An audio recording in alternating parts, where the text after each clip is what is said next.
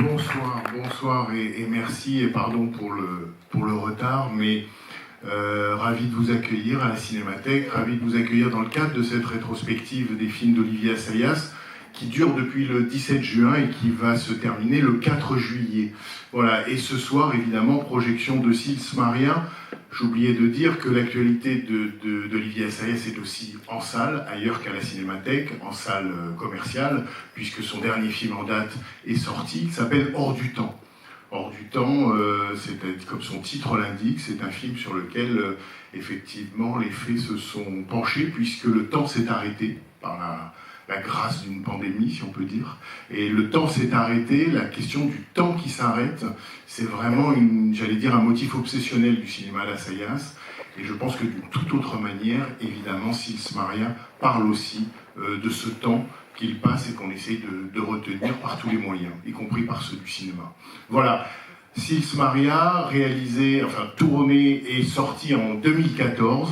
Et pour en parler, pour en dire un mot, j'accueille évidemment le cinéaste, mais aussi Juliette Binoche qui nous fait le plaisir d'être présente. Merci de nous accueillir.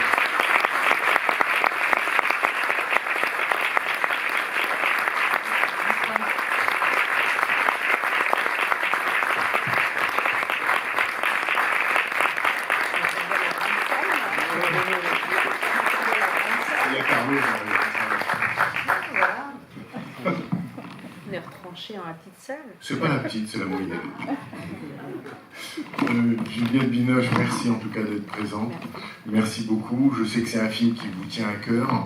Et peut-être vous pouvez dire en quelques mots comment est né le projet du film, parce que je crois que vous n'y êtes pas pour rien dans l'impulsion de l'idée.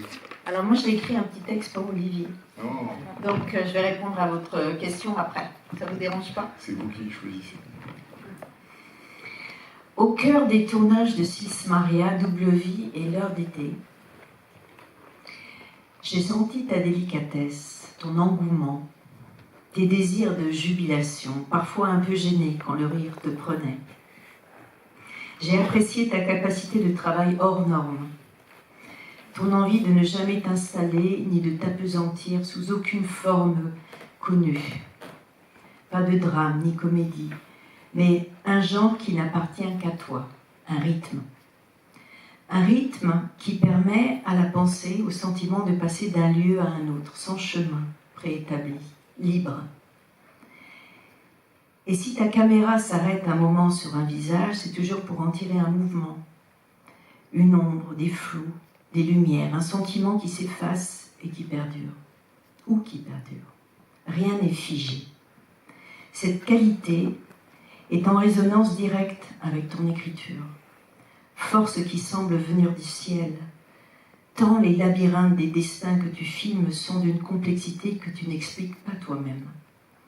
Tu laisses place à ton inconscient, à ce qui surprend un artiste sur son chemin, brut et à la fois éclairé par ton intelligence. Tes tournages sont des îles d'amitié, des présents vivants, partagé avec la pudeur d'une certaine distance, difficile à définir, mais qui permet la traversée libre et joyeuse. Et au fond, une relation toujours loyale. Grâce à toi, j'ai fait des rencontres magnifiques avec des acteurs et des techniciens, comme avec les rôles que tu m'as permis d'incarner. Des petites Juliettes qui s'effacent peu à peu dans ma mémoire. Sauf quand le tournage me revient d'un coup, toi, accroupi près de la caméra, prompteur aux mains, casque aux oreilles, aux sources de l'enfance.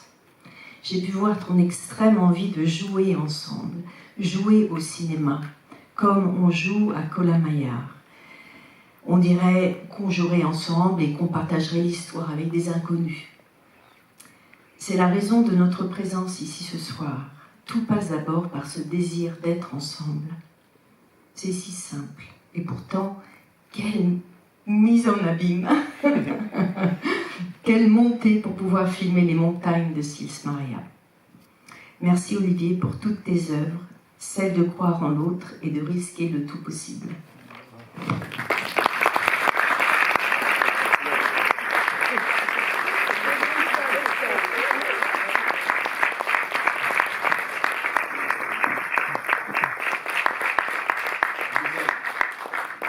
vous avez compris, entre les lignes de ce que disait Juliette, à quel point, sur les films que nous avons fait ensemble, et sur les films en règle générale, mais je dirais particulièrement dans les films que nous avons fait ensemble, il ne s'agit pas de travail. Il s'agit de bien autre chose, et que d'une certaine façon, Juliette me permet. C'est-à-dire qu'il y a des choses que j'aurais pas fait sans elle, et ce soir, Sips Maria est l'une d'entre elles, c'est-à-dire parce que la question que posait Bernard au départ, de quelle est l'origine de ce film, l'origine de ce film, elle est, au fond, en fait, Juliette, tu y as répondu de façon pour moi bouleversante et profondément vraie, c'est-à-dire qu'il y a la rencontre entre ce que je fais, ce que je sais faire, ce que j'essaye de faire, ce dont je rêve, et une actrice qui non seulement qui est elle-même une artiste complète, moi j'ai renoncé très jeune à la peinture, ça continue à me manquer aujourd'hui. Juliette a continué à peindre, elle a continué à peindre, j'ai appris à écrire, elle écrit elle aussi, et d'une certaine façon, je crois que notre rencontre est un tout petit peu plus, ou n'est pas exactement la rencontre entre un metteur en scène et une actrice. C'est grâce à Juliette que des choses en moi se sont libérées, elle m'a permis d'explorer des espaces de cinéma que j'avais possiblement en moi, mais que je n'avais pas encore, qui ne s'était pas encore révélé à moi. Et j'ai envie de dire que peut-être la manière la plus simple de dire les choses, c'est en fait ce qui s'est passé sur ce film, Sips Maria, avec Kristen Stewart. Parce que, bon, personne n'attendait Kristen dans ce rôle-là, personne ne la connaissait sous ce jour-là. Elle a reçu beaucoup, enfin ce film, son travail a été reconnu dans ce film-là plus qu'auparavant. Et moi, je passais mon temps à penser et à dire oui, c'est vrai, mais qui est-ce qui a inventé cette Kristen-là? Qui est-ce qui l'a, d'une certaine façon, accouchée? C'est Juliette. C'est Juliette c'est parce que Kristen a pris à un moment donné Juliette comme modèle et a compris quelque chose de comment l'art du cinéma passait par Juliette et qu'elle s'est appropriée à sa manière. Enfin, elle a compris qu'il y avait quelque chose pour elle qui lui correspondait et que Juliette pouvait lui apprendre. Alors, il y a eu... C'était pas la totalité de ce qu'était ce film. Ce film raconte une histoire qui est d'une autre nature, et ainsi de suite. Mais il y a Juliette, encore une fois, dans les films auxquels elle participe, donne plus que sa présence, donne plus que d'être une actrice, donne une sorte d'exigence, apporte avec elle une forme d'exigence à laquelle chacun doit se confronter. Et c'est quelque chose. Et l'autre mot que j'ai juste attrapé au vol dans ce que tu disais, mais qui évidemment est celui qui me tient le plus à cœur, c'est quand tu parles de liberté.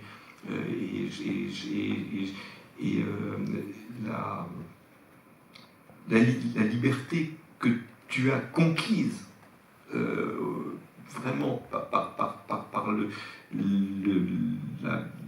la conviction et la capacité d'une certaine façon à imposer ton regard, ton identité, ta manière de faire à la machine cinéma, c'est quelque chose, c'est un magnifique acte de liberté, de libération. Encore du boulot, hein. J'ai encore du boulot. Oui, il y en a toujours. Il y en a toujours. Mais d'une certaine façon, tu le fais constamment, ce boulot. C'est-à-dire que c'est comme dans ton travail, j'ai l'impression qu'il y a à la fois un apprentissage de toi-même, une découverte de toi-même et d'une certaine façon un dépassement de toi-même. Et c'est quelque chose, c'est un mouvement magnifique dans le cinéma mondial, international, qui, à mon avis, a une valeur d'exemple pour toutes les actrices. C'est-à-dire que ce que tu fais donne tout d'un coup, ouvre un espace où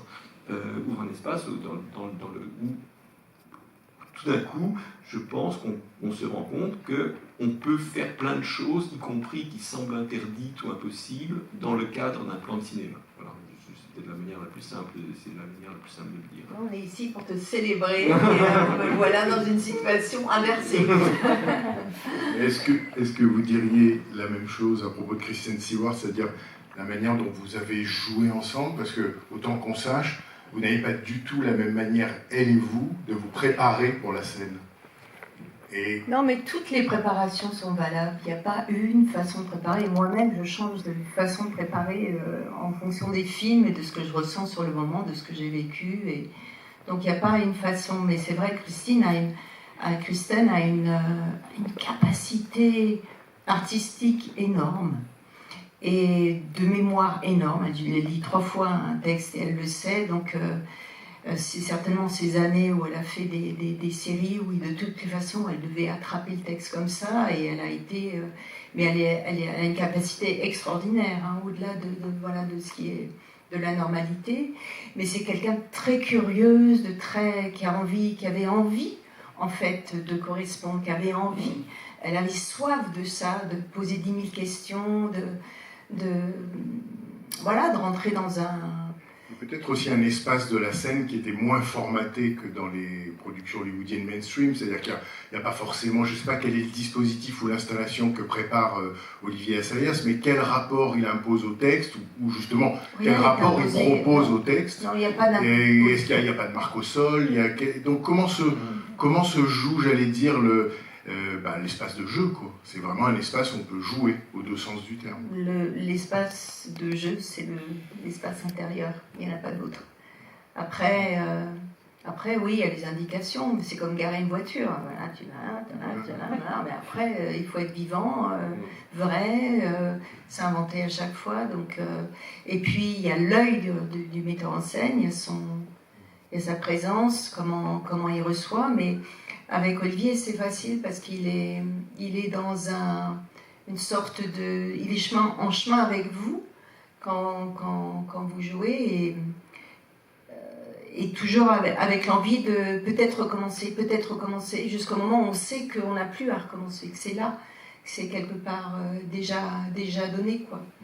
Mais c'est ce que je dis dans mon texte, quoi. Il y a un côté enfant qui joue ensemble, et avec cette excitation de découvrir, de partager ensemble ce que le film est, parce que écrit sur un scénario, l'acteur il continue le geste de l'auteur.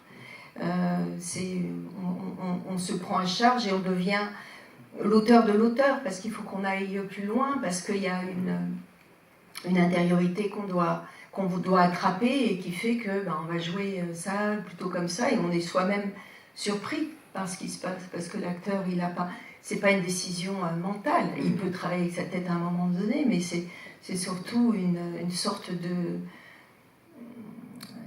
descente des esprits et des émotions qui viennent à vous, et on est bien heureux que ça marche, et on est soi-même un peu surpris, parce que c'est pas avec la volonté qu'on joue.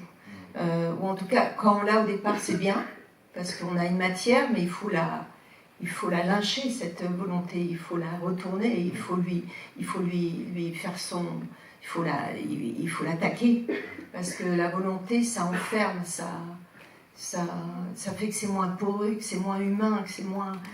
Il faut trouver cette fragilité forte, voilà, moi, c'est ce que je trouve que avec Kristen, le parcours qu'on a eu ensemble, il était Il était joyeux et à la fois c'est simple. Mais elle avait soif. Si on n'a pas de soif, on ne peut pas... Oui, mais ce que tu as appris, enfin, c'est qu'on pouvait d'abord faire des choses dont elle pensait qu'elles étaient interdites, et puis qu'on pouvait chercher, qu'on avait sur un tournage, en réalité, ce qu'on fait, c'est qu'on cherche. On fait pas quelque chose qui est en place, etc. Et pour ça, je crois qu'on se rejoint l'un et l'autre, c'est-à-dire qu'on a ça en commun, de ne pas supporter quand c'est installé. Oui, exactement. Il fait qu'en réalité... Parce que la vie n'est pas faite comme ça. Elle n'est pas faite comme ça, elle est faite sur le déséquilibre. Ouais. Et en fait, en réalité, on est constamment... Et c'est vrai que de la même manière que moi, je cherchais plan après plan, j'essaie... Enfin, dans chaque plan, j'essaie de réinventer le plan. J'ai pas envie de faire le plan. Moi, j'imagine, je le décris, il y a une base, etc.